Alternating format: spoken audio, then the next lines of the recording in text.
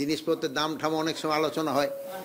এই সাধারণ মানে সমাজের সব কিছু নিয়ে প্লাস আমাদের নিজস্ব কিছু কিছু এজেন্ডা থাকে, ওইগুলি আলোচনা হয়, এইগুলি নিয়ে আলোচনা হয়।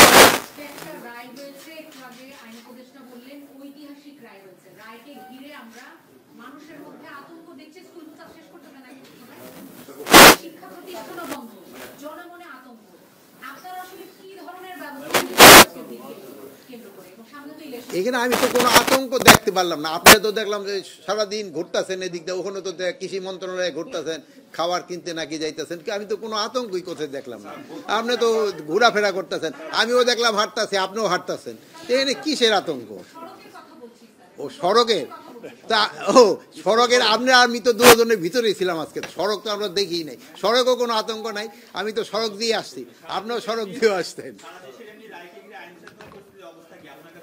আমার তো মানে কোনো রকমের ছোটোখাটো দিয়ে একটা ঘটনা ঘটতেছে, এটা তো আপনারও জানেন, আমিও জানি যেটা ঘটনা। আমি গতকাল বরিশাল থেকে আসছি, মাদারীপুর যে জায়গাটা একটু বেশি ডিফিকাল্ট জায়গা, মাদারীপুর, শরীয়তপুর, ফরিদপুর, গোপালগঞ্জ, এই চারটা ডিস্ট্রিক্টে একটু তাদের নিয়েও আমি গতকালকে কথা হয়েছে।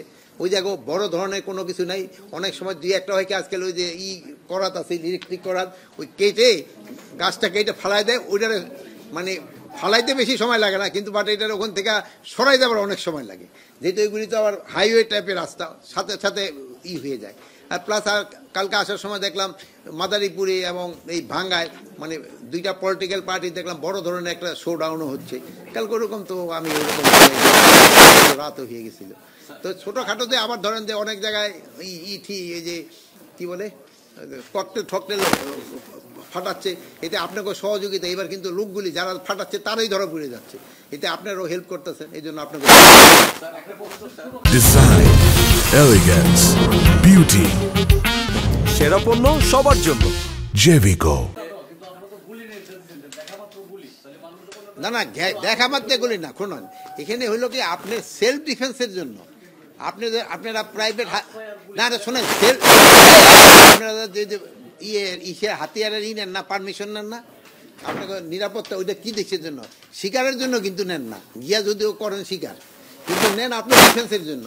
যদি কেউ এইটা নিতে পারতো সেলফ ডিফেন্সের জন্য, তো কোথাও আরো আমার আরো ভালো বলতে পারবো সেলফ ডিফেন্সের ক্ষেত্রে কি, এরা তো বলে এই অধিকারটা তো প্রত্যেকটা নাগরিকের, এবং আপনাকে যদি কেউ মারতে আসে, আপনাকে হত্যা করতে আসলে আপনি আক্রমণকারীদের নিহত করার অধিকার আছে। এটা সব দেশে সর্বত্র সর্বকালে, এটা আমাদের দেশে তাৎক্ষণিকভাবে হয়েছে তা তো না। এটা ব্রাশ ফায়ার উদ্যোগ বলে নাই, ফায়ারের আপনি এটা কোথা থেকে পেলেন? ব্রাশ ফায়ার আবার এখন সিএমপি কমিশনারকে জিজ্ঞেস করবেন, এটা তো আমরা এখানে বলি নাই। আরেকটা জিনিস হলো রাইফেল দিয়ে ব্রাশ ফায়ার করা যায় না, রাইফেল দিয়ে হলো সিঙ্গেল শট হয়।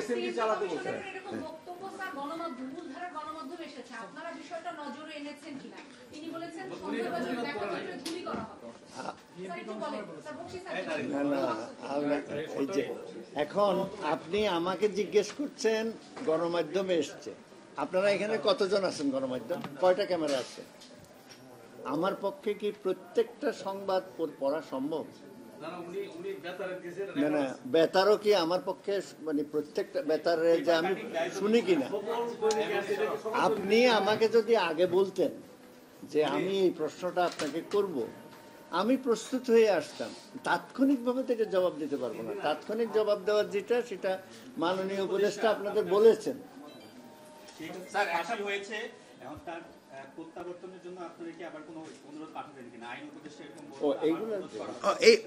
তার প্রত্যাবর্তনের জন্য তো আমরা অলরেডি লিখা হয়েছে, এবং এটা তো কন্টিনিউয়াস, আমরা তো ডেফিনেটলি চাবো প্রত্যাবর্তনের জন্য। আবার নতুন করে দিবেন কিনা? একবার তো করেছেন, তারা তো পাঠায় নাই, আবার এখন তো রায় হলো, ফাঁসি হলো, এরপরে কি আবার নতুন করে আপনারা কোনো চিঠি দেবেন কিনা? যদি দরকার পড়ে অবশ্যই দিব, আমি জানি না, একবার দেওয়ার পরে যদি আবার দরকার পড়ে আবারও দিব। স্যার একটা প্রশ্ন স্যার, সেটা হচ্ছে যে রায়কে কেন্দ্র করে রায়ের আগেই অবস্থান কেন্দ্র ধানমন্ডির 32 নম্বরে বিক্ষুব্ধ ছাত্র জনতারা বিক্ষোভ করেছেন, তারা করেছেন, পুলিশের সাথে লাঠিচার্জ হয়েছে, বিভিন্ন ভিডিওর মাধ্যমে দেখা গেছে যে পুলিশকে মারধর করা হচ্ছে, একজন সেনাবাহিনীর সদস্য আহত হয়েছেন বলে বিভিন্ন মিডিয়া সংবাদ মাধ্যমে প্রচারিত হয়েছে। যারা এসব করছে, আপনি বলেছেন যে মব কন্ট্রোলে চলে আসছে প্রায়, এই ক্ষেত্রে যারা করছে তাদের ক্ষেত্রে আপনাদের কোনো আইনানুগ ব্যবস্থা নেবেন কি?